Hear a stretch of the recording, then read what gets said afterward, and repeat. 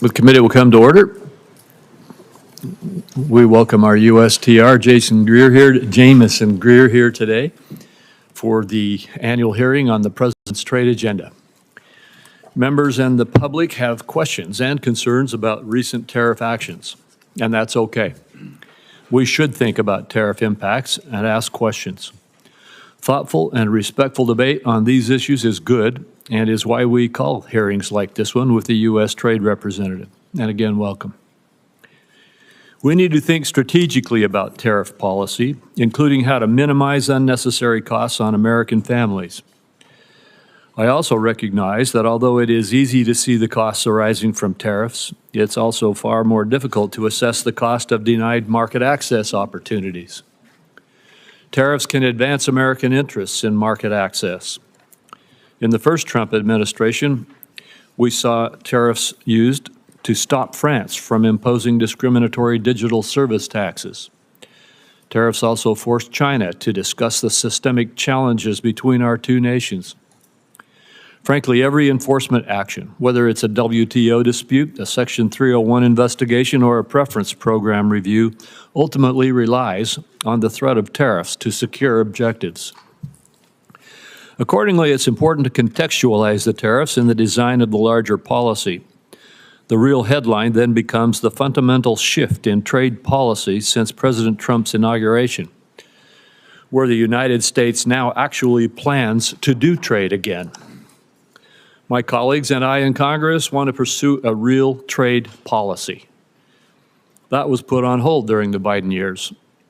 We now have a president who will partner with us in that effort, and together we will enforce our rights, we will negotiate again, and we will expand opportunities for Americans.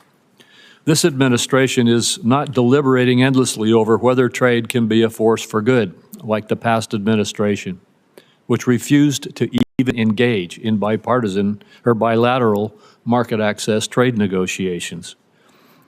Trade today is the centerpiece of our international economic engagement, and we have plenty of substantive trade ideas to discuss. Businesses want certainty from good policies that will continue so that they can invest confidently in prospects that create jobs and wealth. That is one of the primary reasons that I'm working hard to make the Trump tax cuts permanent, to provide businesses with the certainty they need to make long-term investments to drive growth and increase prosperity across all segments of the economy. Contrast this kind of certainty and forward thinking on trade with that of the last 4 years, where the only certainty was that you were going to lose ground because your government fundamentally rejected free markets, free enterprise, and free trade. The last administration turned to industrial policy because it was certain that the free market failed in delivering what government planners believed was necessary for climate and social agendas. Indeed, China's central planners saw their own strategic thinking in the Inflation Reduction Act's approach of bestowing massive subsidies to stimulate investments that the market would not. We can restore faith in free markets by making it easier than ever to do business in America. The President's executive order last week to assist major investors to navigate our regulatory system efficiently is a good start. We plan to do more. The Biden administration provided us with only the certainty that in the face of a foreign government's discriminatory policies like digital service taxes, data localization, or other non-tariff barriers, it would not stand up for its citizens because it believed that the so-called right to regulate trumped the principle of free enterprise. Respectfully, democratic governments do not have rights. They exist to secure rights for their citizens. One immediately welcome change under the Trump administration appeared last week in the USTR's National Trade Estimate. Last year, the Biden administration deliberately cut from the estimate a number of discriminatory measures imposed on America by foreign governments because it sided with those governments over our citizens. This year's estimate is exhaustive because the administration carefully identified all of the ways that Americans lose out in the global marketplace. Finally, the validity of free trade will be seen again. The last administration did not pursue market access in its negotiations. Instead, it demanded governments to undertake a number of social and environmental commitments, even ones Congress did not approve of domestically. Not surprisingly, our partners did not put their trust in such negotiations.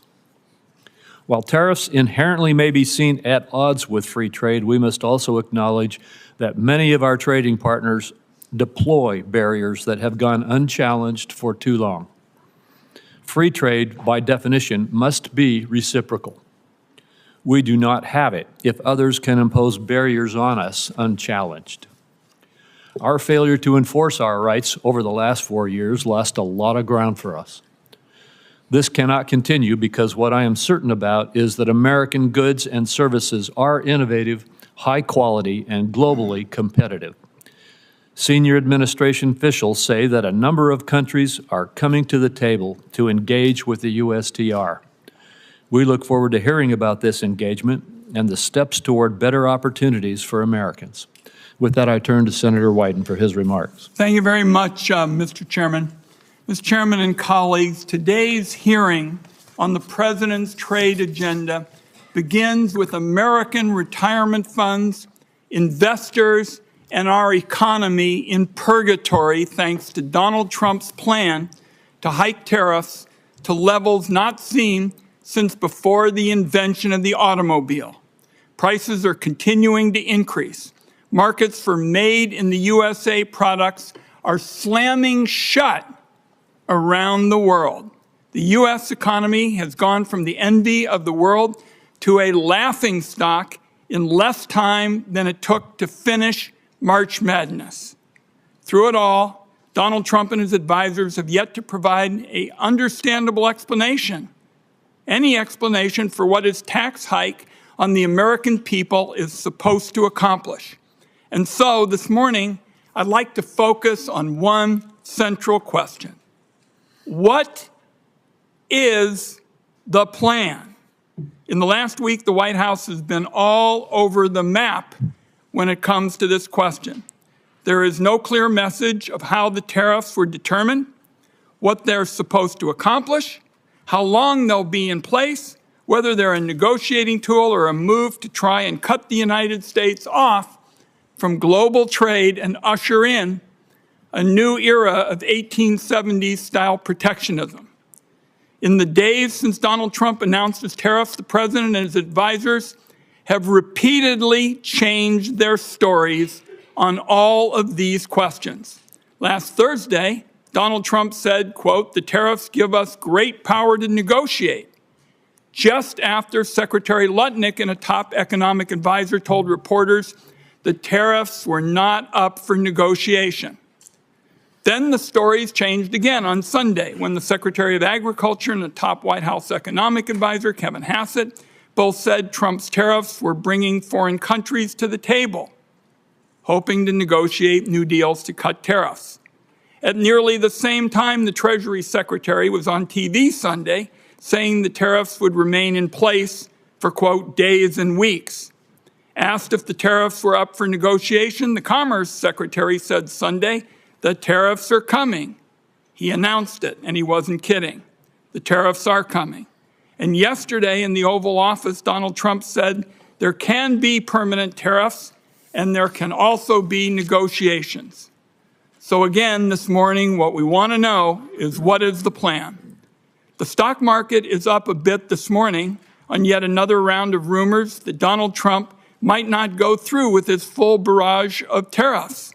Yet this weekend, Donald Trump retweeted a post on Truth Social arguing that Trump is crashing our economy and markets on purpose as a strategy to lower interest rates. Is it possible that's the plan? Tank the economy so wealthy people can borrow money more cheaply? We know that billionaires like Howard Lutnick and semi-billionaires like Scott Bessent won't mind paying more for groceries or gas. It's a drop in the bucket for them. But for families, higher costs are going to get hurt. Higher costs are going to hurt. The nonpartisan Yale Budget Lab predicts the tariffs will cost families $3,800 in the first year alone. In Mr. Greer's confirmation hearing, he argued that economic security leads to strong national security. Our country is getting the opposite with these pointless tariffs. Destroying the foundations of our economy is not only disastrous for workers and families, it makes our people less safe. So you look at Stellantis, the auto company, laying off 900 workers in response to the tariffs. I talked to Pacific Northwest fruit growers who are being told no more American exports, and I hear from small businesses in Oregon that they'll have to pay more for the materials they use to make their products. And I worry that Americans will soon be poorer and face greater threats to our national security thanks to these Trump policies. Is that the plan? Colleagues, I'm going to close with this. The Trump aimless, chaotic tariff spree has proven beyond a doubt that Congress has given far too much of our constitutional power over international trade to the executive branch. It is time to take that power back. On a bipartisan vote, 51 senators sent that signal last week by stepping in and passing legislation to lift Trump's reckless tariffs on Canada. Well, now Donald Trump has slapped tariffs on about 180 countries, and this is a big unforced error that requires a big response. So let me close with this announcement. Today, I am proposing a new bipartisan privileged resolution to end the latest crop of global tariffs that are clobbering American families and small businesses. Members on both sides of the aisle ought to know that this is a call to action, and Congress must step in to rein this president on trade. Thank you, Mr. Chairman. Thank you, Senator Wyden. And Ambassador Member Wyden and members of the committee, I appreciate you taking the time today for this hearing. Last Wednesday, President Trump declared a national emergency in response to the large and persistent trade deficit that has built up in recent years. This deficit is driven in part by non-reciprocal tariffs, trading barriers, and other economic policies pursued by our foreign trading partners. The situation is urgent. President Trump imposed tariffs to address this emergency, and these measures are aimed squarely at achieving reciprocity and reducing our massive trade deficit to reshore production in the United States. This national emergency declaration and tariff action is the most significant change in U.S. trade policy since we allowed China to join the World Trade Organization. The American working class, in particular, has suffered concentrated losses from the so-called China shock and other adverse effects of past trade policy and the conditions that give rise to this massive trade deficit. You've heard some of these numbers before. The United States has lost 5 million manufacturing jobs and 90,000 factories since 1994. President Biden left with a $1.2 trillion trade deficit in goods, the largest of any country in the history of the world. The United States' share of world manufacturing output declined from 2001 to last year. In the fourth quarter of 2024, U.S. manufacturing as a share of gross domestic product was the lowest it had been in 20 years. During COVID, we were unable to procure semiconductors to build our cars or materials for pharmaceuticals and personal protective equipment. During World War II, we built nearly 9,000 ships. Last year, the United States built only 3 ocean-going vessels. Our agricultural trade balance, which historically resulted in trade surpluses for our farmers, was in deficit the last 2 years of the Biden administration and likely will take some time to recover. These are all serious indicators of an economic and national security emergency, and we can't ignore it.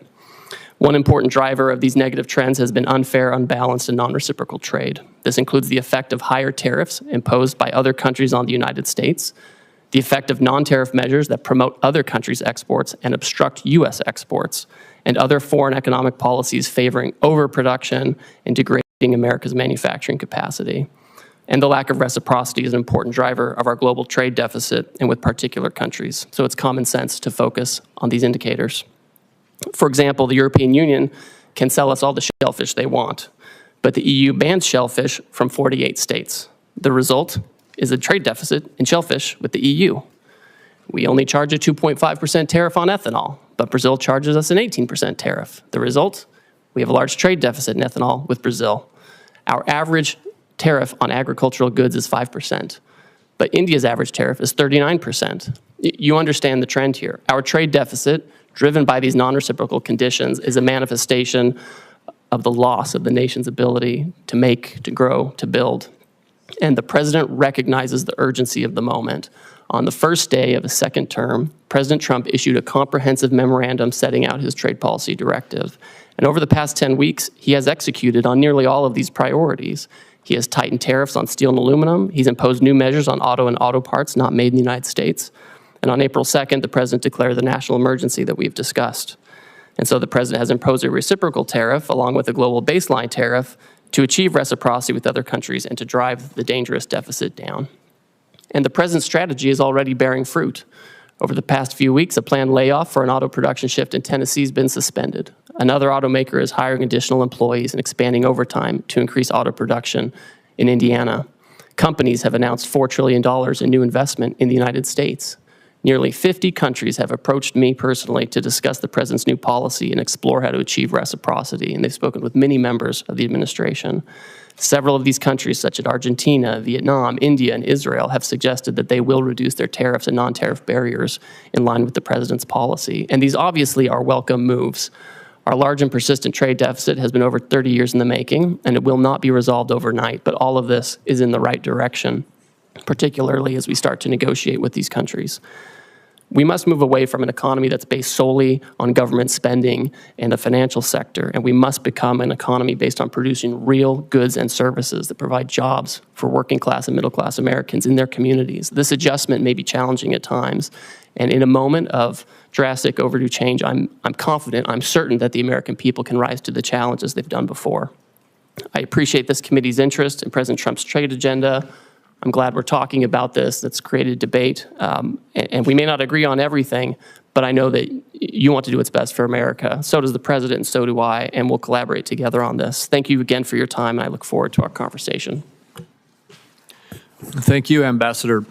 Yesterday, Secretary Bessent stated that you and he both will lead trade negotiations with Japan.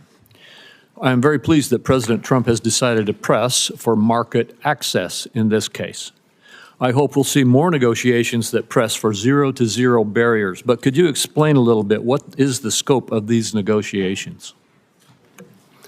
Certainly. Thank you, Chairman. So as you know, yesterday the President directed Secretary Bessent and myself to interact with the Japanese. We've already been having several conversations with them over past weeks.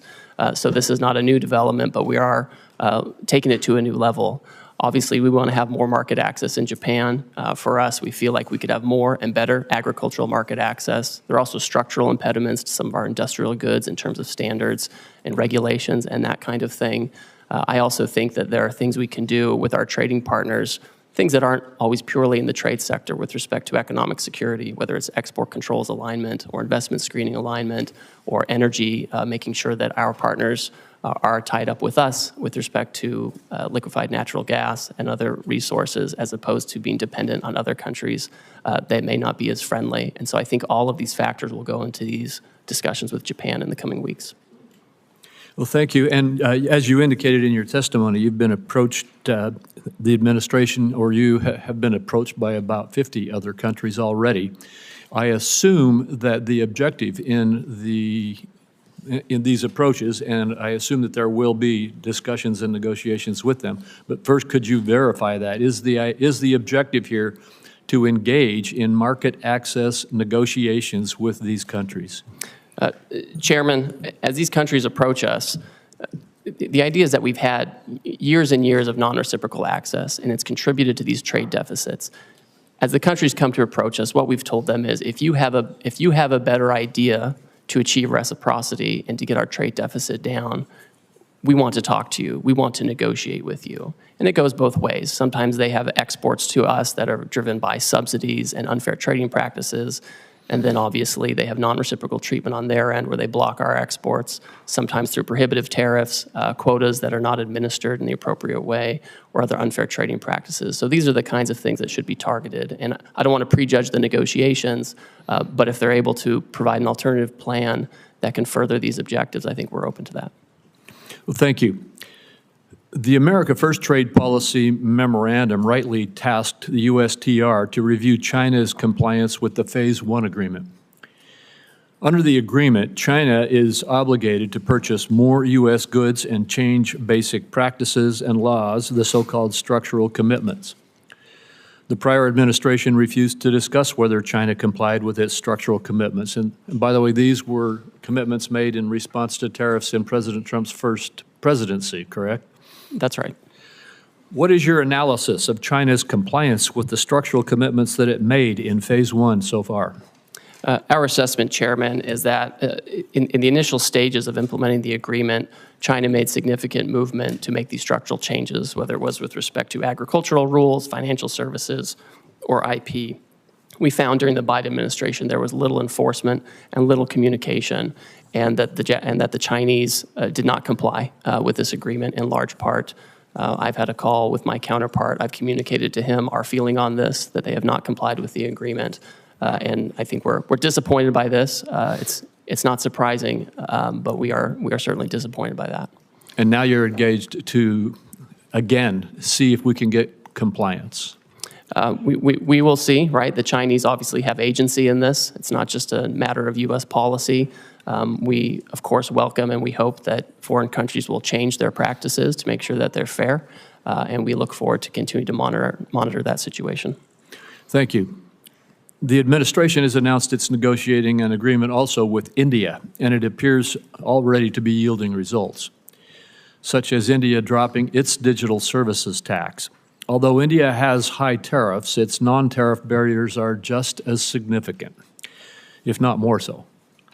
Will you try to include commitments on matters such as intellectual property, technical barriers to trade, and science-based agricultural rules to take on those barriers?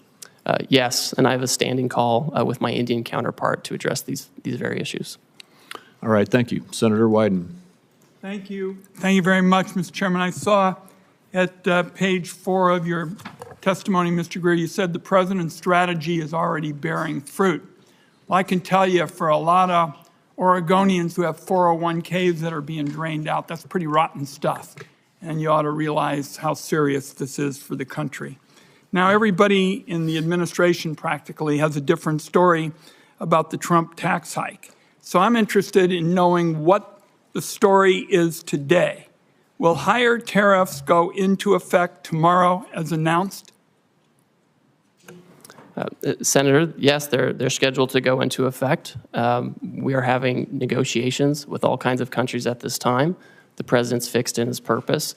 The nature of the emergency that I discussed earlier is not something we can wait on anymore. So we will have the president's plan go into effect, and we're coupling that with immediate negotiations with our partners as they seek to. So it's not a question of something being scheduled.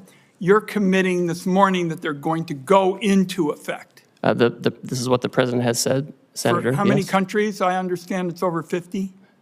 That are negotiating with Yes. us. We have about 50 that have come to speak with us, and I'm constantly talking to my counterparts. I have staff right now at USTR meeting with others, and we will have the tariffs in place, and if the other countries can come to an agreement on reciprocal trade, then that's something that the president can consider. I don't want to prejudge the negotiations or the president's decision, but that's what we're doing. Now, you've said you've been negotiating deals. Foreign countries have already retaliated against our farmers and ranchers and small businesses. How can you commit that negotiations are not just going to stop bleeding, but are actually going to open up markets that the Trump tariffs have closed off? So, Senator, we've already had many countries, many of our markets, explain that they are not going to retaliate against the United States. And in fact, Vietnam, for example, they've lowered their tariffs already on cherries. They've lowered them on almonds and apples, things I know are important to the Pacific Northwest. And this is exactly the right direction that we want to go in. I look forward to hearing from you what other kind of market access you want as we enter into these negotiations. What's the status of China? As you know, that's a big market for us in the Pacific Northwest. What's the status of discussions there? I don't see much progress. What I see is it looks like it's going to escalate and escalate some more and hurt our consumers and our small businesses in our part of the world. Well, Senator, unfortunately, China for many years seems to be choosing its own path on market access. Again, they have agency in this. They elected to announce retaliation. Other countries did not. Other countries signaled that they'd like to find a path forward on reciprocity. China has not said that, and we will see where that goes. I think we need to work with our closest friends to make sure that we have trading arrangements that work. And if the Chinese are open, we'll see what. But they haven't signaled that at all. So I don't think that's in the very near term with China. I just am concerned that there's no strategy at all. I'm committed. We understand in the Pacific Northwest what the stakes are. To have a smart, tough strategy, I don't see any strategy at all, and you really haven't said much about what the strategy is this morning. Senator, I appreciate your concern. I want to keep having a conversation with you about this, but I see a distinct difference between those countries who have come to us and they said, we understand your issues, we understand the deficit, we understand your desire for reciprocity, and we want to work with you on this. And the Chinese approach, which has been, we're going to retaliate. We're trying to remedy a situation. We're trying to remedy a situation that's persisted for many years. And it would be wonderful if the Chinese agreed with that and wanted to persist in, work with us on that. But that's not where they are. And the president has recognized this, and he wants to focus on other partners. Let's talk before my time is up about services. The United States is a services powerhouse, from travel and technology to finance and media. Our services industry account for nearly 80% of the U.S. GDP and 8 out of 10 American jobs. Other countries are responding to Trump's global tariffs by retaliating against American services. Can you explain how your tariff actions aren't putting our services exports at risk like so much of your trade policy? Senator and Chairman Crapo mentioned this.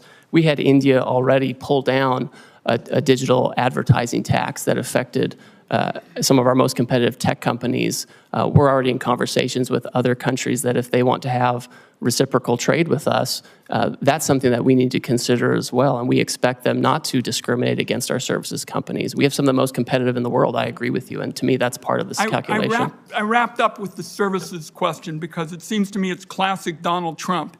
Really good at talking about problems, even saying that there is some reason to go forward, identifying a problem, but pretty damn bad at fixing them. And there's going to be a whole lot of collateral damage in the process if you all continue with these trade policies in services and in other areas. Thank you, Mr. Chairman.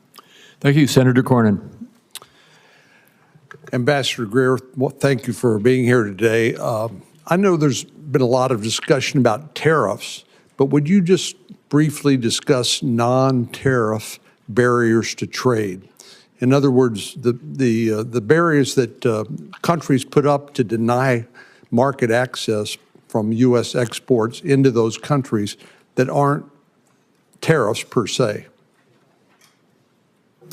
Yes, thank you, Senator. I have here in my hand a book that's become very popular in recent days. This is the National Trade Estimate on Foreign Trade Barriers, and the Office of the United States Trade Representative puts this together with input from civil society, unions, industry, business, small business, and this is 400 pages of all the non-tariff barriers that you're talking about. Just a few examples. India, huge trading partner, they restrict imports of ethanol for fuel use by using restrictive import licenses. These are the types of border measures that don't sound very sexy to talk about, and they don't make for a great soundbite, but these are the things that actually block our exports, where they have licensing regimes or they have fake science that they use to block our imports. Lynn, just one example that seems to me to make the point is that our friends in Australia basically have put up barriers to the export of beef from the United States. My state, Texas, happens to produce a lot of beef cattle, and Australia basically denies access to its huge market, but not as a result of tariffs so much as non-tariff barriers to trade. Could you speak to that? Yes, Senator, and it's always surprising because we have a free trade agreement with Australia, and we would expect that we would have fair and reciprocal trade. Last year, I think we imported about $3 billion worth of Australian beef, and we exported $0 of American beef to Australia. And it's not just beef. Australia also blocks on specious, fake science grounds, the export of fresh and frozen U.S. pork. So it's incredible that they do this. We have zero exports of the fresh and frozen U.S. pork to Australia. I find it interesting that people express surprise at President Trump's policies when he's been talking about these policies for, best I can tell, for decades, and how unfair trading arrangements are between various countries. And indeed, some of these unfair trading practices have resulted in the deindustrialization of America. We've exported manufacturing to Asia and particularly China and other countries that now appear to be willing to hold us hostage to those supply chains. A few years ago, we passed the CHIPS and Science Act. We worked with Secretary Pompeo, Secretary Ross during President Trump's first administration and later was signed by President Biden, but to bring advanced semiconductor manufacturing back on shore because we recognized that the vulnerability that existed if there was another pandemic, there's a natural disaster, or heaven forbid, a military conflict break out in Asia, we wouldn't have access to these advanced semiconductors that run everything from your cell phone to the avionics on an F-35 Joint Strike Fighter. But China has basically held us hostage and continues to use some of these vulnerabilities to our detriment. For example, critical mineral processing. Would you speak to the vulnerability that exists as a result of China basically processing 90% of the critical minerals in the world that are essential for our daily lives? Yes, Senator, and that figure is always one that gives me great concern, the 90% of the processing. We do have critical minerals in the United States. We have lithium here. We have other critical minerals here. And a lot of it is that China has centralized the processing of minerals, right? We have in the Western Hemisphere, in Bolivia, in Chile, we have all kinds of critical minerals, and that's in our hemisphere. But they get sent to China, they're processed, and they come here, and then if China wants to exercise economic coercion or other practices, they do have a stranglehold on these kinds of things. That's a very dangerous situation to be in. I mean, this is part of the urgency of what we're talking about. And I think as the Trump administration certainly takes action on trade, but also takes action on the environmental side and permitting and regulation, that's an area where we can actually have more of that activity here in the United States, or we can work with our trading partners to try to incentivize production there as well. Thank you very much. Thank you. Senator Bennett. Chair, thank you, Mr. Chairman. Ambassador, it's good to see you again. Could you talk a little bit about the relationship of the tariffs that you have put on and rising prices for the American people? What is it the American people should expect to be able to suffer as a result in terms of rising prices? I understand your position is that the long-term gain is worth the short-term pain, but what is that short-term pain going to look like? So Senator, I think we can look at, I think we should look at history and data for this. You know, it's hard to project what's going to happen with prices, but we know in the first Trump term, the president imposed historic tariffs on China on an enormous amount of goods coming from China. And during that time, inflation went down by 0.1%.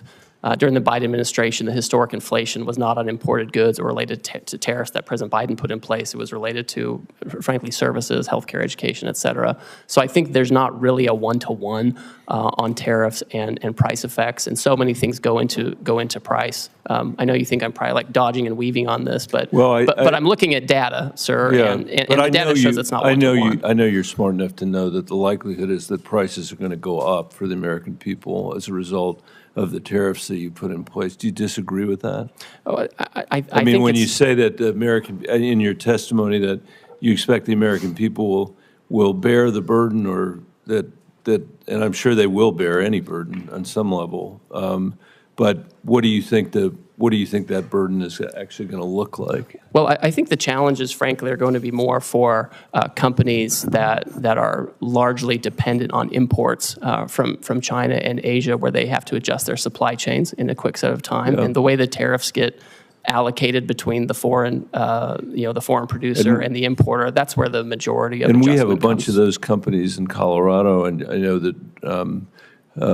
Osprey Packs, for example, they probably don't want me to mention them, but I will. And in Southwest Colorado would be a very good example of that. I mean, they are very dependent on the supply chain from Vietnam, and they probably are really worried today about what's going to happen, which a lot of people are. I mean, I think one of the things about the situation we find ourselves in is the degree to which we've now created huge uncertainty in our economy, and I'm worried that that is going to result in a lack of investment, capital investment. You mentioned some new investments that have been made in our economy, but I think that anybody who knows anything about the economy knows that uncertainty results in people freezing up, a paralysis, a lack of investment, which is going to make it hard for our economy and may actually provoke a recession. Could you comment on your concerns about that and how you're thinking about that? And I have one more question before I'm out of time. So Senator, the best way to have certainty is to build in the United States, right?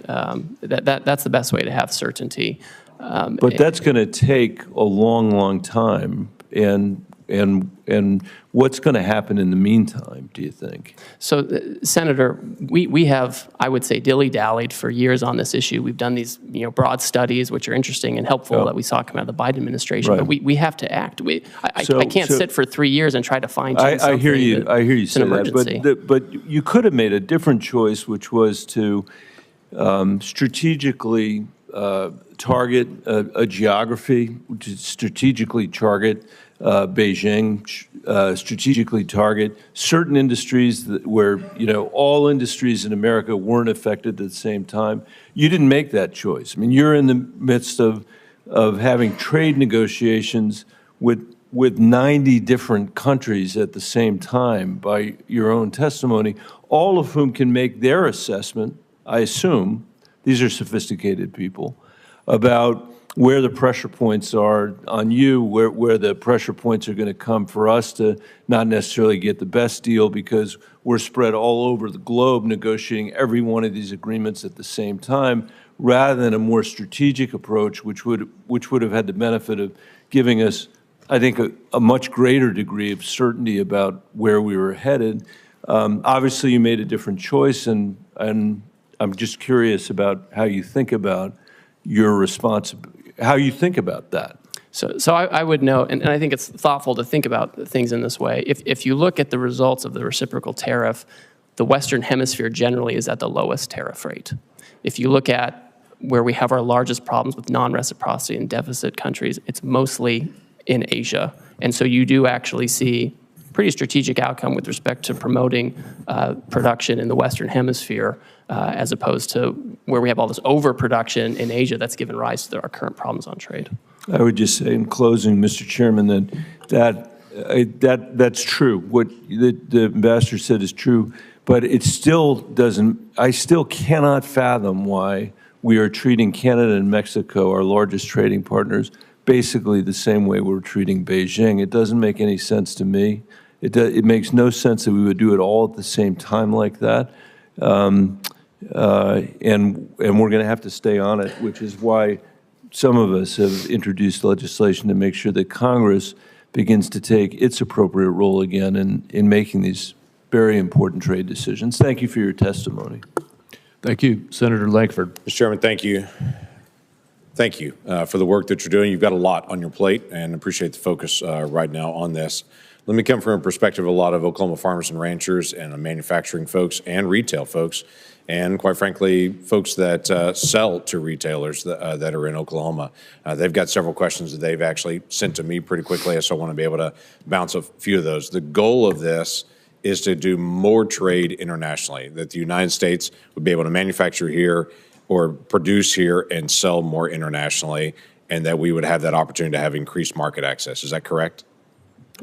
So, Senator, I think that's accurate, because when we're trying to get down a deficit and have more production here, necessarily part of it is making sure we're not getting too many imports that are driven by unfair trade practices, but also promoting our exports overseas. So then right now there's a lot of negotiations going on. There was a lot of questions for several days whether we're negotiating or not negotiating. I'm hearing from you pretty clearly today. We are open to negotiate. We're trying to be able to establish better trade agreements to be able to move forward.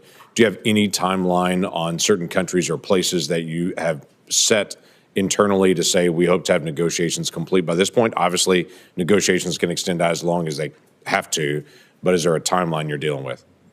So the president has indicated that he's willing to negotiate with parties that want to pursue reciprocal trade with the United States.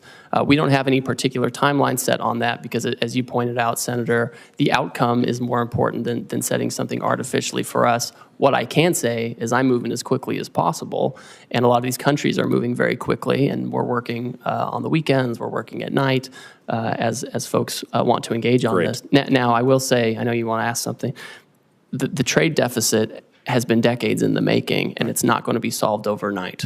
Right. Yeah, everyone understands that well, and everyone that I talk to is grateful that we're actually attacking the trade deficit issue and try to be able to bring down barriers to trade. They also want to get a timeline. Let me give you, for instance, I've got an Oklahoma company that several years ago spent millions of dollars to be able to move out of China. They moved into Vietnam for production because literally what they're producing, the parts were not created in America.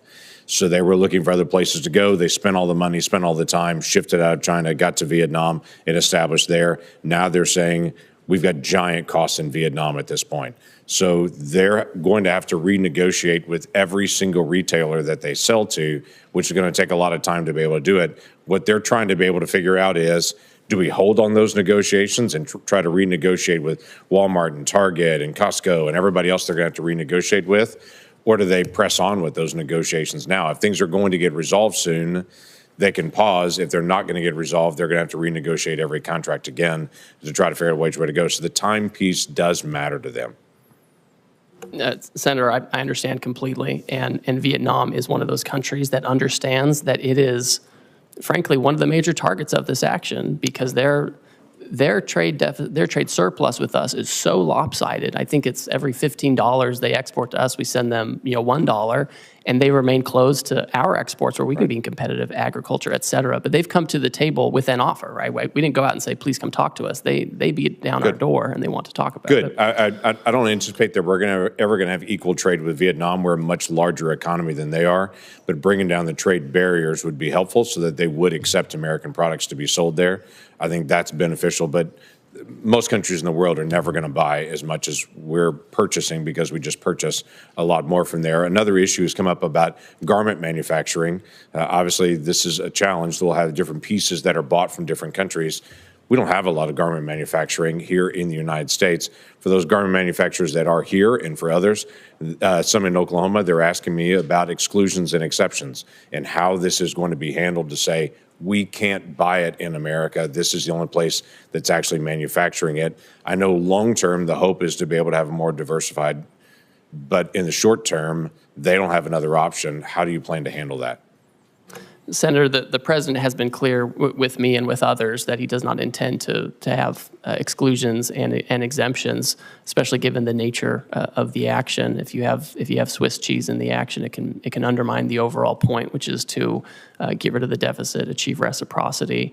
To my point earlier to Mr. Bennett, the Western Hemisphere countries have a much lower tariff than many of the Asian countries, and I've heard from textile manufacturers for many years that they would love to have a situation where Western Hemisphere textile and garment manufacturing is more competitive, and maybe we're setting up the conditions for that. So in the short term, there's no exemptions that are coming on it. So for companies that are currently buying from Asia at this point, whether it be for textiles, whatever it may be, the goal is to be able to push them out of Asia into the Western Hemisphere, or where do they need to go at this point? Well, the president has been clear, again, between Asia and Western Hemisphere. I think people can start making decisions based on that. Senator Whitehouse. Thanks, Ambassador Greer, for being here. Just to sort of frame our conversation, tell me what a negative externality is. This is something you and I like to talk about.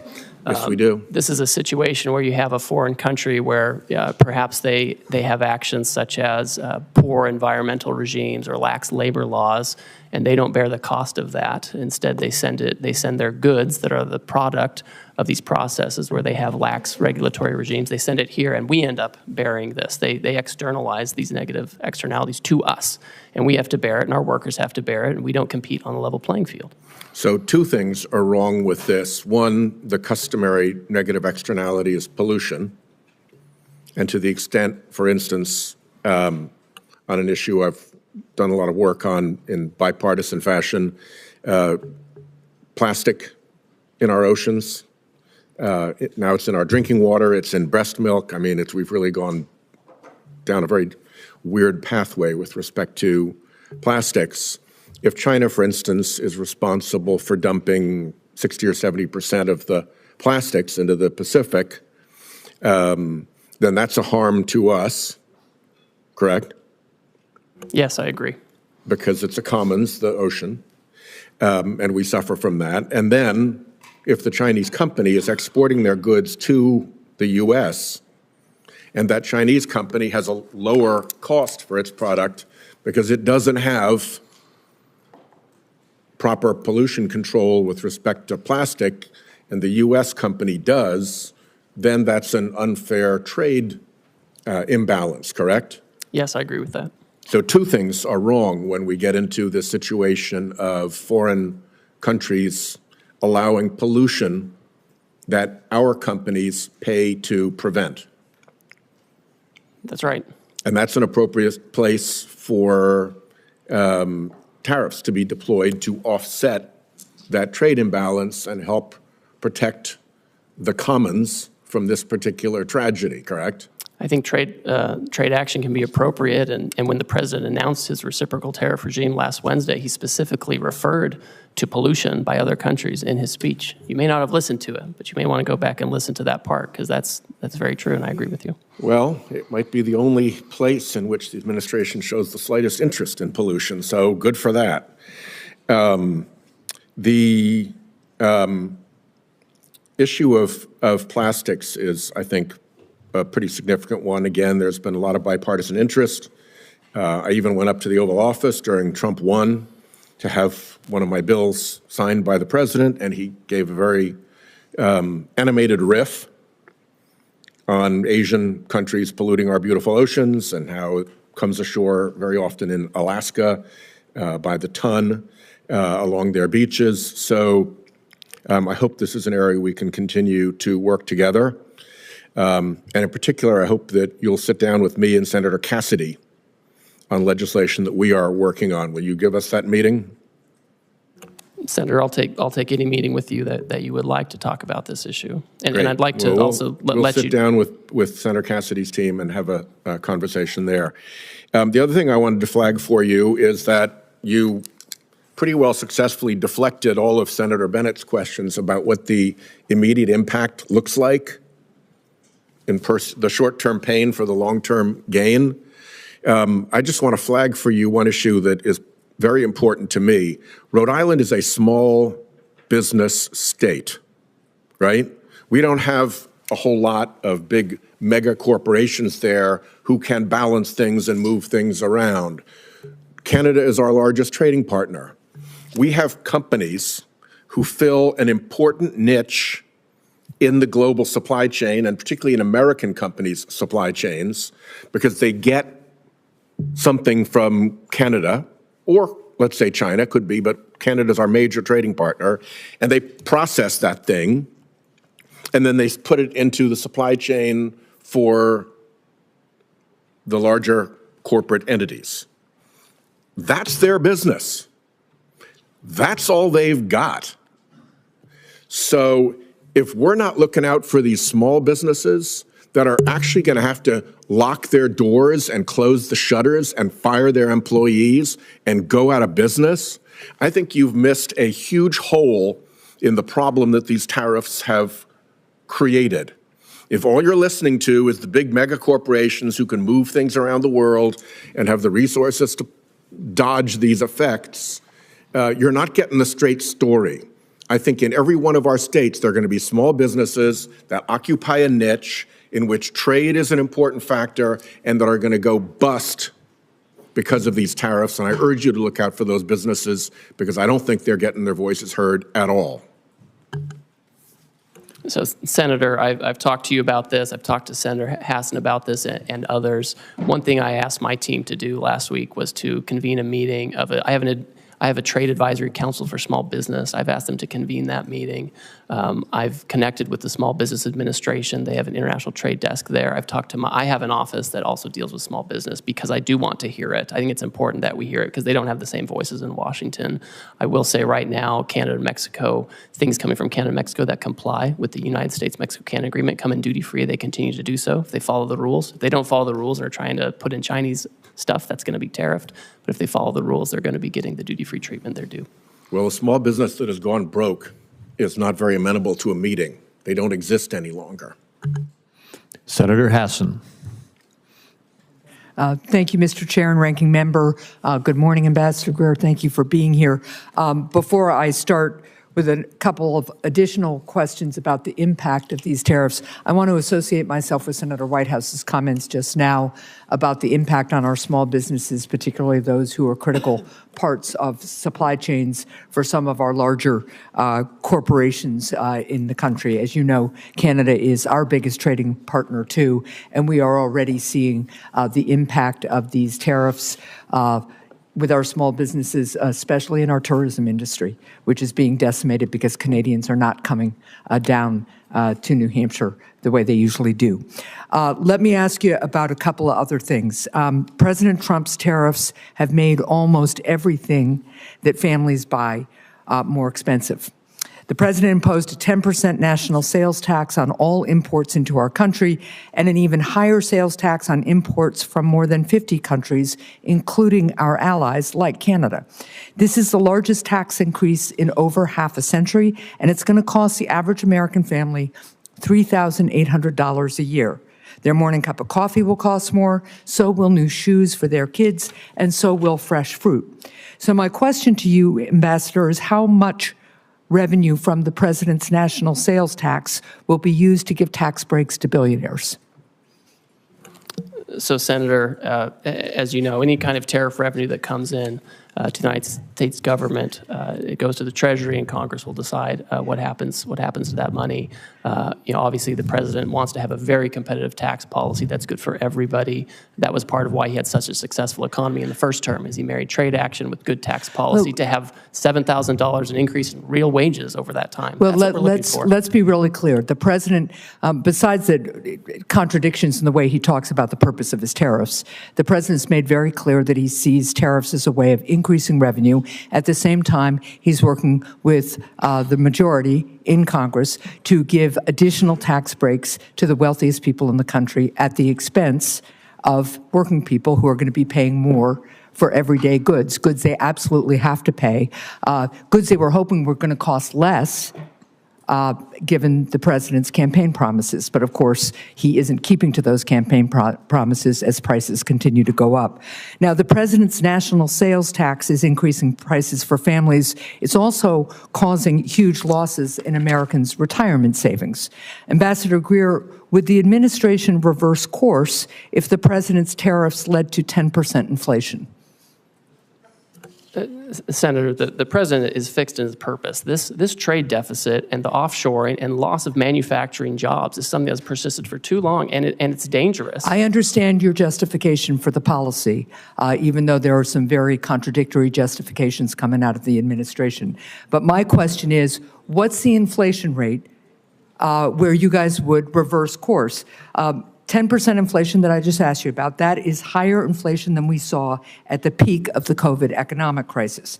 But you aren't going to say here today that you would reverse course even if you created inflation as high as we had at the peak of the COVID economic crisis. I think the most serious inflation we saw was during the Biden administration. When we did tariffs in the first term, inflation went down. I just don't. It's not going to be a one-to-one. Inflation about how much money you're putting into the supply. Well, let's just be really clear that the Trump administration is here today to say that even if inflation hits Americans' pocketbooks at 10% because of these tariffs, then the Trump administration is still going to go charging ahead. So, Ambassador, would the administration reverse course if the president's tariffs caused a 50% stock market crash, which would hurt Americans' retirement savings even more than they've been hurt in the last 10 days or so? Senator, the fundamentals of the economy are so strong. We had 228,000 jobs last month. We have 9,000 additional manufacturing jobs from So the again, month before. your answer is even if the stock market crashes 50%, which is how much the stock market crashed in the Great Recession, you're not going to say here today that you would reverse course even if you crashed the stock market and harmed retirement savings as drastically as happened during the Great Recession in 2007. Senator, your hypotheticals are not consistent with the history we have seen with the use of tariffs. My hypotheticals are based on the fact that a lot of Americans are looking at their 401ks today and wondering how much of a lifestyle change they are going to have or whether they're going to be able to retire when they plan to because of the recklessness and haphazard nature of the Trump administration's imposition of tariffs. Nothing was thought out about this. This has been a haphazard, incompetent effort, and it's showing. Thank you, Mr. Chair. Thank you. Senator Cassidy. Hi, Mr. Greer. Thank you for being here. When I speak to my rice people and my shrimp people back home, they say that the tariff barriers and the subsidies by other countries for those products are so much that it is putting some of our shrimpers and some of our rice people either out of business or in incredible financial binds. And so the fact that the president is attempting to address these as well as the non-tariff trade barriers is incredibly important. Let me first say that. But I also hear from my producers that the mean tariff being selected to apply to a country may not account that for rice, for example, the tariff is much higher for that particular product, and that it is not adequate to address that which is taking place. Any thoughts on that, and how can we have something more particular for products which are really over tariffed? Yes, thank you, and I appreciate that concern and the tariff rate applied to many of these countries. Again, was a countrywide rate. It wasn't product specific. My sense is if countries come to us and they expect to have some kind of a different plan, they will need to change these things, right? And they will have specific products, specific barriers that they would have to address. Right, or else, the president, again, he's fixed his purpose. He wants to see production back here. He wants to see our agriculture producers doing well. And these countries just have to have reciprocal trade with us. And that means taking care of the types of barriers and tariff rates you're talking about. So it sounds like you, one of the things I think they want to know is that since shrimp might be a relatively small part of trades with some of these countries, that the interest of, for example, shrimp will not be sacrificed in part of a greater whole. No, I think, and I saw a really interesting article today in the New York Times on shrimp. You may have seen that, where the tariffs have actually given a bit of a lifeline to these shrimpers. And I think that if there's going to be any kind of change to any of this, and I'm not going to prejudge that, we have to make sure that our industries are protected adequately, so we don't go backwards with the deficit. Let me ask, in the President's America First trading policy, there's several sections relating to free trade agreements and how they will be evaluated. Senator Bennett and I are working on an America's Act, which would be a hemispheric trade policy, which would have several purposes. One, to strengthen those ties. Secondly, to keep the Chinese from making the incursions that they are absolutely making throughout the hemisphere. Some are calling the Caribbean a Chinese lake. And so this would allow us to push back upon that. Can you share anything regarding the analyses of the free trade agreements we have within our hemisphere, and then specifically on countries like Argentina who would like an FTA with our country? Certainly. I would say that we are first and foremost focused on addressing this emergency and the reciprocal tariff action and implementing it appropriately. With respect to relations in the hemisphere, any kind of trade arrangements with these trading partners, I think, need to be coupled with strong rules about third countries. What I don't want is a situation where these countries are using, their export platforms to incorporate content and goods from, China or other Asian countries, where we have a real issue with our deficit and offshoring of manufacturing. I would expect any kind of changes to these arrangements to be accompanied by changes in rules of origin to ensure that the United States and U.S. workers are really benefiting from these agreements. So nothing from an FTA in general, but the specific of where it's being used to circumvent the intent of the FTA is the concern of the administration. Yes, that's certainly a huge concern. And again, the president wants to see factories back here. The most certain way to not have a tariff is to build your factory in the United States. If people want to use other countries and insist on that, then we want to make sure that they're not using that to arbitrage for higher tariff jurisdictions to use them as an unfair export platform. Let me ask you this. Louisiana has some of the largest ports in the nation by tonnage. And all the commodities going from the Midwest flow through my state going out to the world. Earlier, USTR proposed imposing like $1 million for every vessel built in China. And I'm told that if the Koreans have a fleet of 50 and 5 of the ships are built in China, then the $1 million would apply to all 50, not just to the ships that are built in China. Now, that would clearly impact a ship coming to the United States to offload. If you will, impact my ports and the ability of our goods throughout the nation to move through the Mississippi. Is USTR going to hang by that or considering modifying that? Can you kind of give us any idea about that? So to address the lack of shipbuilding in the United States, USTR's proposed actions are just those. They're proposed actions. They're a series of potential remedies that could be used to incentivize shipbuilding in the U.S. They're not all going to be implemented. They're not all going to be stacked. We've asked for a lot of input, and we've had a hearing on that. We've collected comments. We've reviewed it. I've met personally with certain stakeholders during that time period, and I think the president will look very carefully to make sure that we have the right amount of time and the right incentives to create shipbuilding here without impacting our commodity exports. Okay, thank you. I yield. Senator Cortez Masto. Thank you, Mr. Chairman. Ambassador, as USTR's Chief of Staff in the first Trump administration, you oversaw the negotiation of the U.S.-Mexico-Canada agreement, the USMCA, and the renegotiation of the Korea-U.S. Free Trade Agreement, the KORUS. President Trump signed both of these agreements. He called the USMCA a colossal victory, and KORUS a historic milestone. And yet, with President Trump's new blanket tariffs, he is ripping up these agreements with our allies that we negotiated with. Why would any country want to do business with us, much less negotiate a trade deal, if we don't even honor our ongoing agreements? So, Senator, we are the consumer of last resort. These countries have to sell here. They have, many of them, especially in Asia, have built their entire economies around exporting to us. They're very dependent on it, and that's part of why we have this huge trade deficit. With USMCA, those parties continue to enjoy duty-free treatment for many of the products that continue to comply with the rules that were set out 5 years ago. There's a big concern, Senator, that we did not have adequate other protections to stop the flow, particularly of like autos into the United States. But there was a process for you to renegotiate that agreement this year. We talked about that in my office.